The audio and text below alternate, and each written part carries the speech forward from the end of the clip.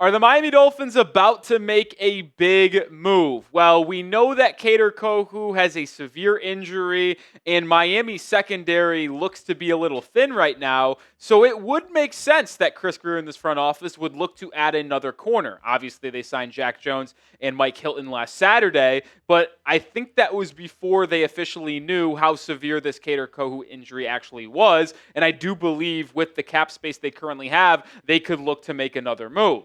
Now, if you are unaware and did not watch the video we put out earlier today, that's why you got to be subscribed, by the way, it was reported by Adam Schefter and announced by Mike McDaniel that Kader Kohou is going to be out for the year with a knee injury. Now, it was revealed it was a partially torn ACL, which is a tough one for Kader because he's on a one-year deal. And with a partially torn ACL, you could technically not get surgery and try to just rehab naturally from it and maybe even return during the season. But he opts to preserve himself long-term, get the surgery, and take himself out of the 2025 season. And with Kader Kohou out for the year, the secondary just simply is not in a good spot. It wasn't in a good spot coming into Dolphins training camp. Kohou was your best corner when things got underway in the 305. And with him out, you just got a whole band of misfits right now. Second-year UDFA Storm Duck. You signed Jack Jones and Mike Hilton. Hilton's going to be your starting nickel corner, which he has been a very serviceable and above-average nickel corner for most of his career, specifically over the last 4 or 5 years spanning between Cincinnati and the Pittsburgh Steelers. But look at that depth. The depth is not good. Cam Smith stinks. Ethan Bonner has not had a good camp so far. You've got injuries to so many different players like Artie Burns, BJ Adams. And when you factor in the safety room being banged up with Iafatu Malafanu and Ashton Davis too, this back five on this defense is just not in a good spot. And with Mike Hilton, I do want to make this clear. I do believe that he is a very solid replacement. We looked at the numbers on this show earlier today, and yes, Kader Kohou is a better nickel and corner at this stage in his career than Mike Hilton is. I would say Mike Hilton's peak about 4 or 5 years ago was probably higher than Kader Kohou's ever was at this point. But Mike Hilton's serviceable, and I'm fine with him being the replacement. But there's a lot of buzz that Miami, after signing Hilton, was actually planning on Kohou and Mike Hilton playing together, with Hilton being in the slot, Kohou being on the outside with one of Storm Duck, Cam Smith, or one of these other guys. And we've seen Kader Kohou play outside more than I think we anticipate. We label him as a slot nickel corner, which that is his role. That's where he's played most of his snaps, 1,500 of them. But he's played another 700 snaps as the boundary corner. Did a lot of it last season, mixed around. He's a versatile DB. So when you're losing Kohou, yes, you think nickel, you think slot, but I think we also have to factor in, well, this is someone that can play outside a little bit as well. And if the plan was actually to play Kader Kohou and Mike Hilton together on the football field with one of them in the slot, one of them on the outside, it makes me feel as if Miami needs to go out and sign another cornerback even more. I don't mind the Jack Jones signing. It's a high upside swing. I like the Mike Hilton move. But with some solid names still out there in free agency, Miami should absolutely be taking a look, and that's why I think a big move could be coming, since Miami does have $11 million in cap space as we're currently sitting. This is the pinned comment on today's show, and I'm going to go look in every reply to pinned comment and respond, so get your voice heard on this pinned comment. Do the Dolphins need to sign a cornerback? Type Y for yes, type N for no. I'm going to be looking on what you guys have to say. Well, I think they do, and if they do go out and sign one, I think it's likely going to be these 4 guys that we'll talk about. The number one player is going to be Rasul Douglas, the 30-year-old corner. Why? It's because Miami has just had so much communication with him throughout the entire offseason. He visited Dolphins headquarters in late April and early May. Miami offered him a contract. He said no. They apparently offered him another contract last week. This is a player Miami has been in constant contact with all offseason long. He had an up and down couple years in Buffalo in 2023. He was traded midseason from Green Bay to the Bills and was absolutely unbelievably good for the Buffalo Bills in the second half of that year. But last season, he really struggled. They had him playing more man than ever. That's not his role. He's his own corner, and his numbers took a hit. He was not good in coverage whatsoever. And even though I've labeled him as the number one free agent target for Miami, I do find it incredibly unlikely he's the one that ultimately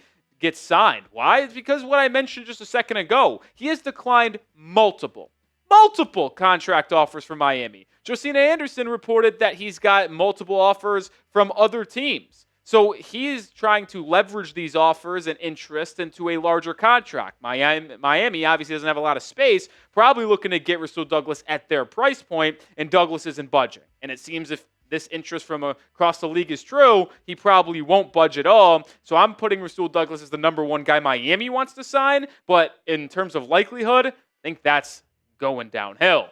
Number two is actually another veteran here, and I'm going to put Stephon Gilmore, the 34-year-old corner, the former Defensive Player of the Year, as the potential second target for Miami. And he's above Asante Samuel Jr. due to some health concerns. We'll talk more about Asante here in a second. But Stephon Gilmore and the idea of signing him is actually growing on me more and more. Yes, he's 34 years old, and Miami has made a massive effort to get more youthful this season, and Gilmore would be the complete opposite of that. At this point, you just need to have bodies out there, and you need to put together a competitive secondary, because if you just have an average secondary this season, you are going to have a top 10 defense with how good this linebacker duo is, with how good this front five is, with Chubb, Chop, Phillips, Kenneth Grant, and Zach Sealer. Like, if you can just put together an average secondary, this defense is going to be phenomenal when you mix in the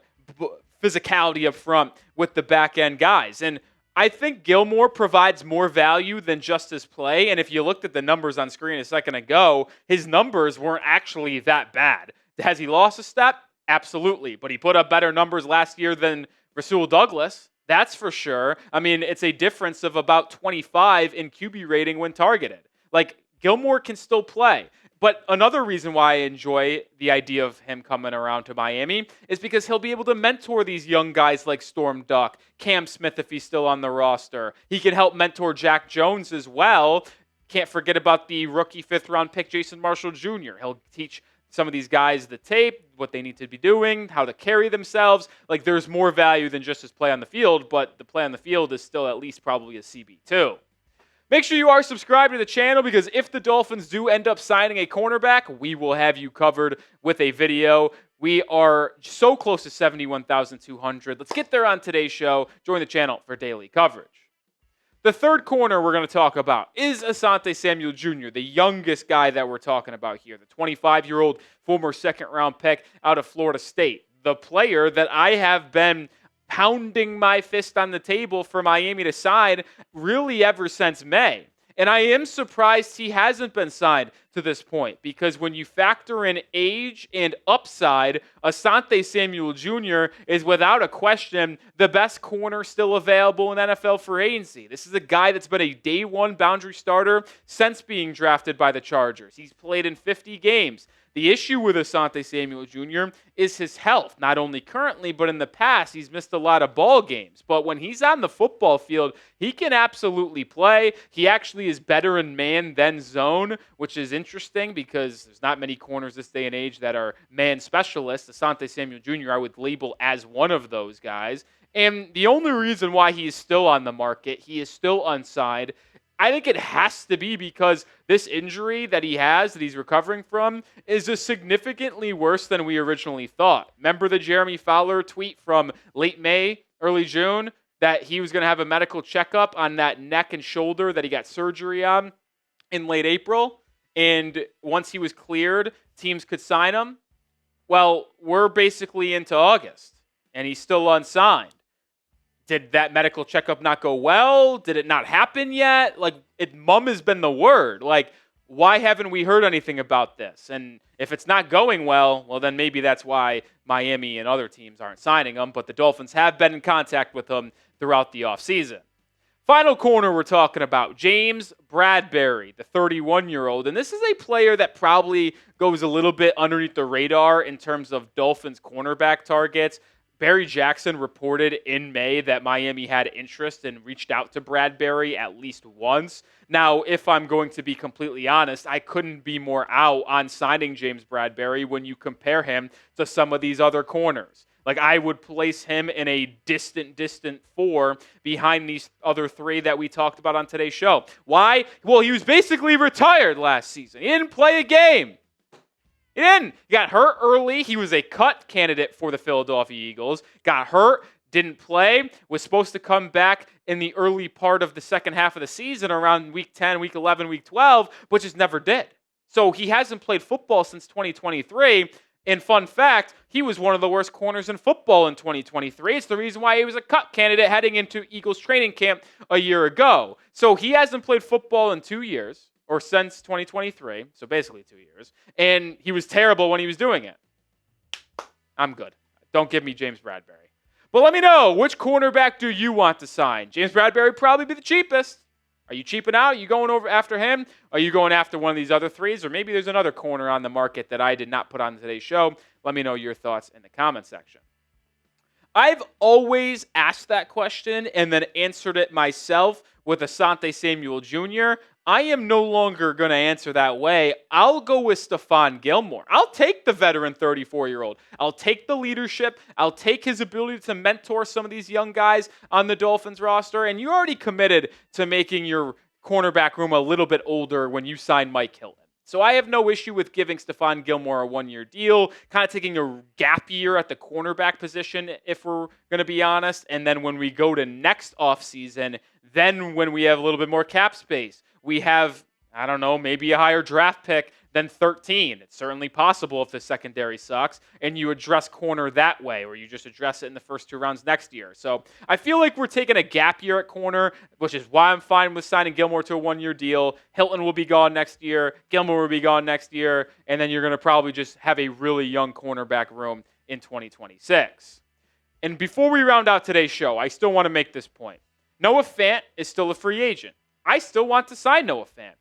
Cornerback is definitely a bigger need, especially with the Kader Kohou injury, but tight end is brutal. Julian Hill has been terrible in his career. He was not good at training camp so far in the first week as well. Like, he has really struggled. Pharaoh Brown, I can't trust him for that much. And then Darren Waller hasn't played football in a year, and he hasn't even been practicing. I mean, the tight end room is abysmal. So if you can sign Noah Fant, I would probably look to do so still, even with cornerback being a need.